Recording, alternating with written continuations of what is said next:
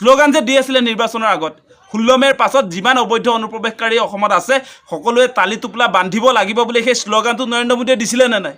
Donald ট্ৰাম্পে এটা ঘোষণাৰ লগে লগে 18,000 যিবিলাক অবৈধ যিবিলাক অনুপ্ৰৱেশকাৰী আছিলে তেওঁলোকক ভাৰতলৈ ঘূৰাই পঠিয়াইছে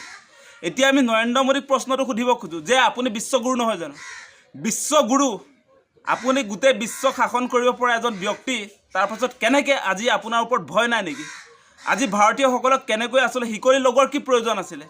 আজি আপোনালোকে মনত ৰাখক এটা কথা যে প্ৰধানমন্ত্ৰী হিচাপে যেতিয়া দায়িত্ব লৈছিলে প্ৰধানমন্ত্ৰী মোদীয়ে তেতিয়া কৈছিলে যে মেক ইন ইণ্ডিয়া মানে বহিৰাষ্ট্ৰত যদি কোনোবাই কৰ্মসংস্থাপন বিচাৰি কিবা কাম কাজ যদি কৰি আছে তেওঁলোকক গোটেইবিলাকক ভাৰতলৈ তেওঁ আমন্ত্ৰণ জনাইছিলে যে সকলোৱে ঘূৰি আহিব লাগে ভাৰতলৈ সকলোৱে ঘূৰি আহিব লাগে ছুইজাৰলেণ্ডত থকাই হওক আমেৰিকা যুক্তৰাষ্ট্ৰত থকা হওক আজি ৰাছিয়াত থকাই হওক সকলো ঘূৰি আহিব লাগে যে ভাৰতত কৰ্মসংস্থাপন দিব সেই দায়িত্ব নৰেন্দ্ৰ মোদীয়ে লৈছিলে আজি কৰ্মসংস্থাপনৰ বিমুখ হৈহে মানুহবিলাক আচলতে অবৈধভাৱে অনুপ্ৰৱেশকাৰীলৈ হাৱাত অনুপ্ৰৱেশ কৰে নেকি মানুহে জীৱনৰ তাৰণাত গৈছে তাত আপোনালোকে নিশ্চয় দেখিছে হিকলিত যে বান্ধ যে খাইছে আজি ৰচিছেৰে বান্ধিছে আজি পুলিচ আপোনাৰ যিবিলাক আমেৰিকাৰ যিবিলাক পুলিচ প্ৰশাসনৰ মানুহ সেই মানুহবিলাক যে চুচৰাই যে লৈ গৈছে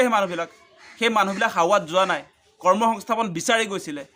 নিজৰ পৰিয়ালটো চলাবৰ কাৰণে তেওঁলোকে বহিৰাষ্ট্ৰত আচলতে অবৈধভাৱে হ'লেও তাতে কিবা কাম এটা কৰি নিজৰ পৰিয়ালটো চলাই আছিলে সেই কথাটো আমি বুজি ল'ব লাগিব এতিয়া নৰেন্দ্ৰ মোদীয়ে যে দায়িত্ব লৈছিলে যে সকলোৱে ভাৰতলৈ আহিব লাগে ভাৰতত কৰ্মসংস্থাপন দিম সেই কথাটো ক'ত গ'ল সেইটোহে লাগে আমাক প্ৰথমতে যে নৰেন্দ্ৰ মোদীৰ সঁচাকৈ প্ৰভাৱ আছেনে নাই বিশ্বত সেই কথাটো আপোনালোকে অনুধাৱন কৰক আজি নৰেন্দ্ৰ মোদীক সঁচাকৈ যদি তেওঁৰ প্ৰভাৱ থকা হ'লে আজি তেওঁক যদি অলপমান ৰেছপেক্ট কৰা হ'লে তেনেহ'লে অবৈধ অনুপ্ৰৱেশকাৰী হ'লেও আপোনাৰ এনেকৈ হাজাৰ হাজাৰ মানুহক হাত ভৰিত হিকলি লগাই ভাৰতলৈ তেওঁলোকে যি ধৰণে আচলতে পঠিয়াই দিছে চুচৰাই লৈ গৈছে সেই কথাটো আমি লাজ পাওঁ মানে আজি আমাৰ ইয়াত অনুপ্ৰৱেশকাৰী এইবিলাকক কৰিছেনে তেনেকুৱা কাম কেতিয়াবা কৰিছে নেকি নৰেন্দ্ৰ মোদীয়ে আজি যে আপোনাৰ লাখে ইয়াততো আমেৰিকাততো আপোনাৰ 20,000 বা 18,000 কথাটো আহিছে ইয়াততো আপোনাৰ 20 লাখ 30 লাখ অবৈধ অনুপ্ৰৱেশকাৰী আছে তালি টোপোলা যে ল'ব লাগিব বুলি ডায়লগ দিছিলে নৰেন্দ্ৰ মোদী এজনক খেদিব পাৰিলে নাই সেই কথাটো কৈছোঁ মানে আমি সেই কথাটো আপোনালোকে বুজি লওক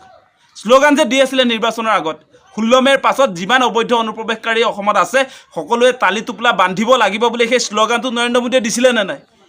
আজি আমাৰ ইয়াৰ পৰা এজনো খেদিব নোৱাৰিলে বৰং এতিয়া আপোনাৰ জীৱিকাৰ টাউনত যিবিলাকে আচলতে এই ইউএছত আপোনাৰ আমেৰিকা যুক্তৰাষ্ট্ৰত যিবিলাকে